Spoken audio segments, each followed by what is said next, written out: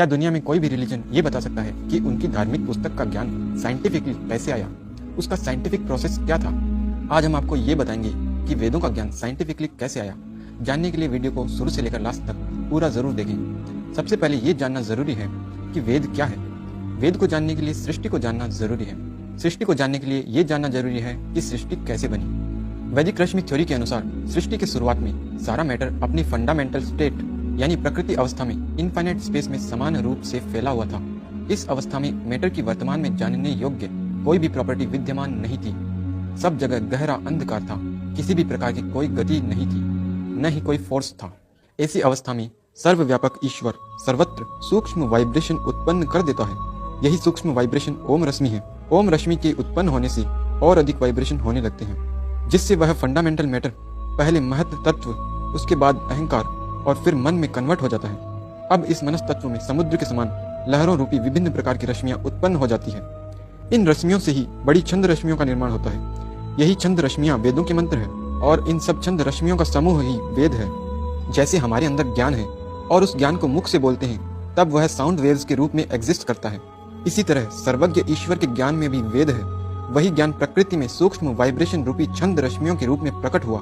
इन्हीं छंद रश्मियों से सारा ब्रह्मांड बना है।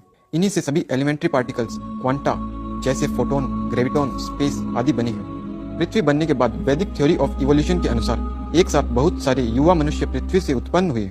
इन सब मनुष्यों में 4 सबसे योग्य दिव्य आत्माएं ही वेदों के सूक्ष्म वाइब्रेशन को ईश्वर की सहायता से अपने मन में ग्रहण करने में सक्षम होती है। वे 4 दिव्य आत्मा ही अग्नि, वायु, आदित्य, अंगिरा ऋषि कहलाते हैं।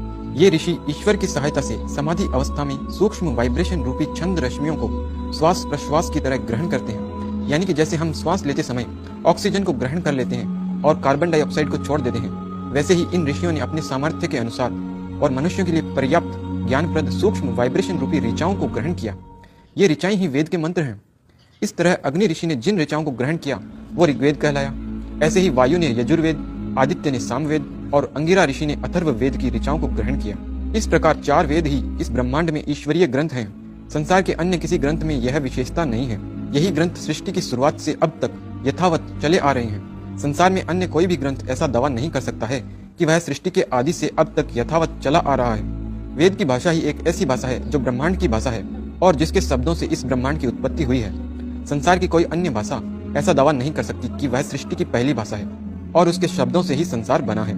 संसार में जितने भी ग्रंथों को ईश्वर की पुस्तक कहते हैं अथवा ईश्वरीय ग्रंथ कहलाए जाते हैं, उनमें से किसी भी ग्रंथ की भाषा उस ग्रंथ के बनने से पूर्व भी विद्यमान थी, जबकि वेद ही ऐसा ग्रंथ है जिसके उत्पन्न होने से पूर्व इस ब्रह्मांड में कोई भाषा ही नहीं थी और भाषा तथा ज्ञान की उत्पत्ति वेद के माध्यम से हुई है।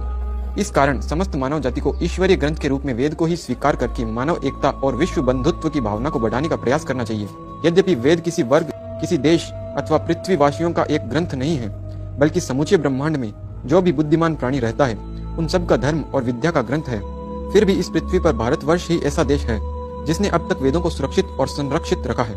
इस कारण विश्व के सभी देशों को भारतवर्ष आर्यावर्त का ऋणी होना चाहिए और प्रत्येक देशभक्त का भी यही दायित्व बनता है कि वह अपने राष्ट्रवाद को वेदवाद से जोड़े। वेद के बिना राष्ट्रवाद, समाजवाद, विज्ञान व मानवता, अध्यात्मवाद कुछ भी जीवित नहीं रह पाएगा।